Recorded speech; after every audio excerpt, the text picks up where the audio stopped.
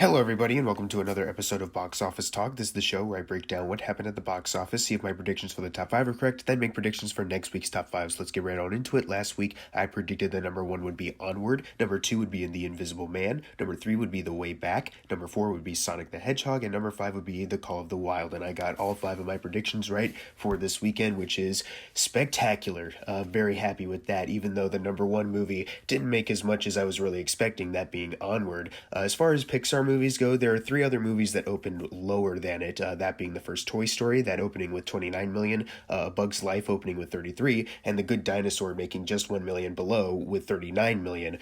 So this isn't the lowest opening Pixar film, but the fact that it is pretty low, opening at $40 million, it's not a very good sign, especially since even though there isn't an official release budget yet, usually Pixar films range from 150 million budgets to either like 175 or 200, so it's not a very good opening for a film like this. Although pretty good compared to the other 3 I just mentioned, it still needs a lot more if it's going to be considered a success in the near future when they eventually do announce what the budget was. Worldwide, it's not even really helping either. Not only did it just get banned in several Middle Eastern countries because of that one Cyclops lesbian character, which is such a non-controversy, so not only may that affect it in the future, but worldwide right now it's only sitting at $68 million. Now, the lowest grossing Pixar film as a whole was The Good Dinosaur. Domestically, it needs 83 million more to outgross The Good Dinosaur.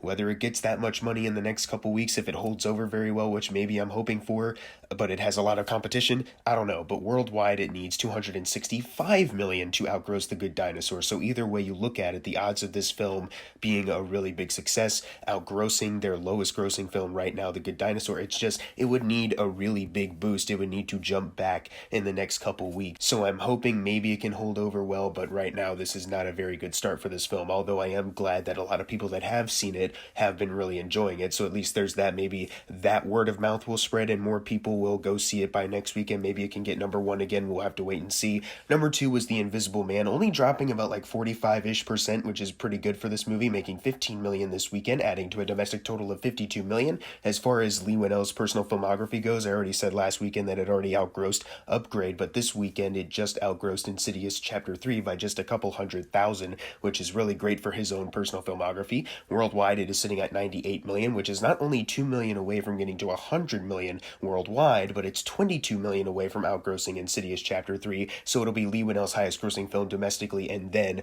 officially worldwide as it continues to climb the Blumhouse charts, which is really great for this movie. I'm so happy that a lot of people are seeing the really great qualities of this film and telling everyone to go see it. Number 3, we have The Way Back, making $8 million on a budget of 25. Now, I don't think this movie was expected to be like a huge gross or anything, but I think maybe I just expected a little more than 8 million, like below 10 million. This is also the second lowest opening weekend from director Gavin O'Connor. Granted, it is ahead of Jane Got a Guns by 8 million. That movie had an opening weekend of only like a couple 100,000 because that was in like extreme limited release and no one really knew what the movie was. But it's still not really great when the worldwide total is only just $1 million ahead by $9 million. Now, domestically, it has already outgrossed Jane Got a Gun's $1 million run, so that's good. It needs 5 million more to outgross Warrior, 7 million more to outgross Pride and Glory, and that actually seems very likely for the movie to do, so we'll have to wait and see next weekend if it actually is able to do that. I think it will be able to hold over competing with those films' domestic runs.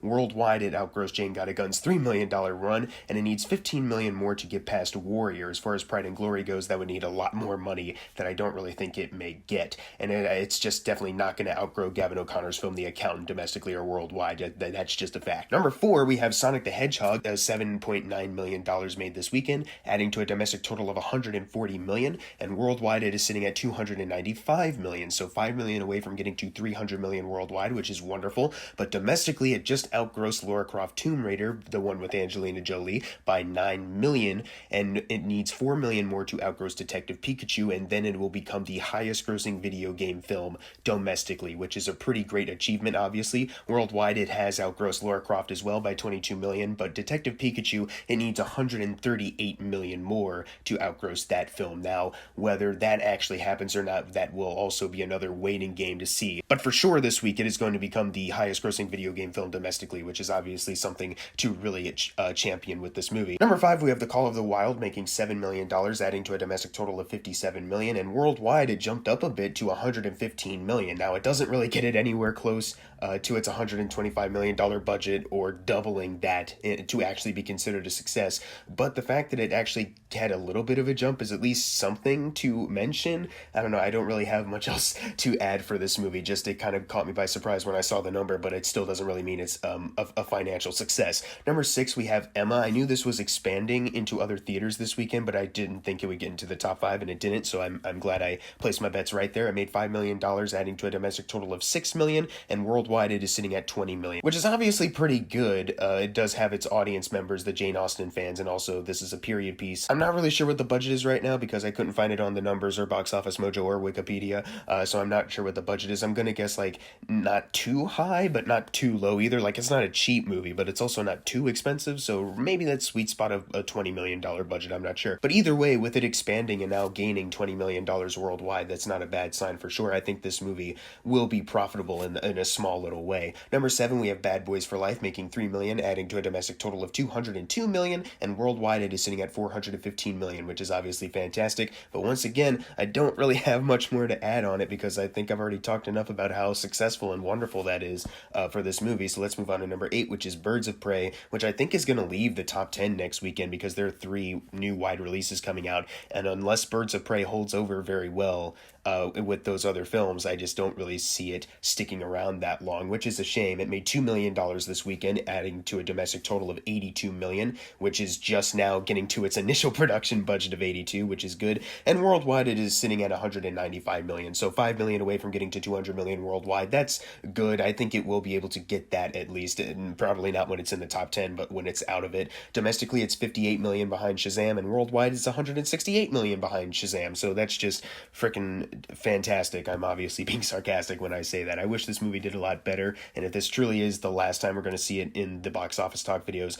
I'm honestly really bummed that it couldn't do a lot better, but hey, it made some money. It did double the $82 million budget, but obviously I think they were expecting a lot more. Number 9, we have Impractical Jokers, the movie, still sticking around, making $1.8 million, adding to a domestic total of $9 million, so they have tripled their $3 million budget. Good for them. Moving on to number 10, which is My Hero Academia Heroes Rising. This one also still sticking around, although it did open to number 4, and it did drop down by a lot here. But it made $1.5 million, adding to a domestic total of $12 million, and worldwide that adds to a total of $29 million. I don't know what the budget is, but hey, good for them for making their money. I assume it's not a flop, question mark? Now it's time for the fun part, the predictions for next week's top 5. Number 1, I'm going with Onward. I'm hoping that will at least hold over pretty well. Then number 2, I think will be Bloodshot. I don't think this is going to be like a huge smash hit or anything, but I think it will at least be under Onward. Then number 3, I Still Believe. Number 4, The Invisible Man. And then number 5, The Hunt. But what are your predictions for next week's top 5? Leave them in the comments below, and if you got your predictions right for this week, you're going to get a shout out right now. Unless you didn't get it right, then I'm sorry. And as always, thank you guys for watching. Make sure to subscribe. I'm Jackson Fulcher. See you guys next time.